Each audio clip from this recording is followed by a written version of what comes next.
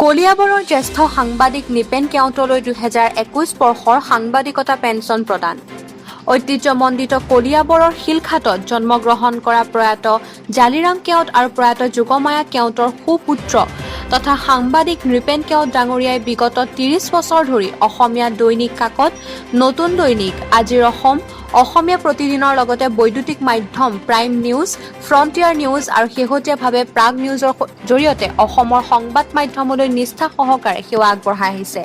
আজি 14 আগষ্ট তথা স্বাধীনতা দিৱসৰ প্ৰাকক্ষণত কলিয়াবৰ মহকুমা প্ৰশাসনে বিশিষ্ট সমাজকৰ্মী তথা সাংবাদিকগৰাকীক সম্বৰ্ধনা জনোৱাৰ লগতে অসম চৰকাৰে 2021 বৰ্ষৰ সাংবাদিকতা পেঞ্চন প্ৰদান কৰে।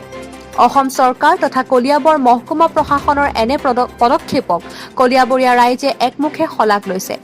সম্বৰ্ধনা অনুষ্ঠানটোত কোভিড মহামাৰীৰ প্ৰতি লক্ষ্য ৰাখি কেওট ডাঙৰীয়াৰ শিলঘাটস্থিত নিজা বাসভৱনত অনুষ্টুপীয়াকৈ আয়োজন কৰে কলিয়াবৰ মহকুমা প্ৰশাসনে। সম্বৰ্ধনা অনুষ্ঠানত উপস্থিত থাকে কলিয়াবৰ মহকুমাৰ মহকুমাধিপতি পবিত্ৰ কুমাৰ দাস, কলিয়াবৰ ৰাজহ চক্ৰ বিষয়া পাৰ্থপ্ৰতিম বৰ্মনৰ লগতে কলিয়াবৰৰ সংবাদ কৰ্মীসকল। লগতে কলিয়াবৰ মহকুমা প্ৰশাসনে মোক সমাজ সেৱাৰ লগত জড়িত ব্যক্তি হিচাপে আৰু সাংবাদিক হিচাপে মোক আজি সম্বৰ্ধনা জ্ঞাপন কৰিলে মই অত্যন্ত সুখী আৰু মোৰ এই দুটা যি মই স্বীকৃতি পালোঁ সেই দুটা স্বীকৃতিৰ আঁৰত থকা সকলো ব্যক্তিলৈ আজি মই মোৰ কৃতজ্ঞতা জ্ঞাপন কৰিছোঁ।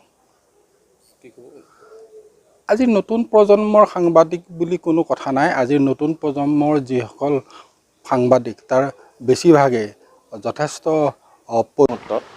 আমি আমাৰ কলিয়াবৰ মহকুমাৰ তৰফৰ পৰা আমি বিশিষ্ট ব্যক্তি, অগ্ৰণী খেতিয়ক, আমাৰ সমাজকৰ্মী আৰু খেলুৱৈ যিসকলে আন্তঃৰাষ্ট্ৰীয় পৰ্যায়ত বা আন্তঃৰাজ্যিক পৰ্যায়ত খেলা ধূলা কৰিছে তেখেতসকলক আমি আমাৰ মহকুমাৰ তৰফৰ পৰা আমি এই স্বাধীনতা দিৱসৰ প্ৰাক মুহূৰ্তত আমি সম্বৰ্ধনা জ্ঞাপন কৰিছোঁ।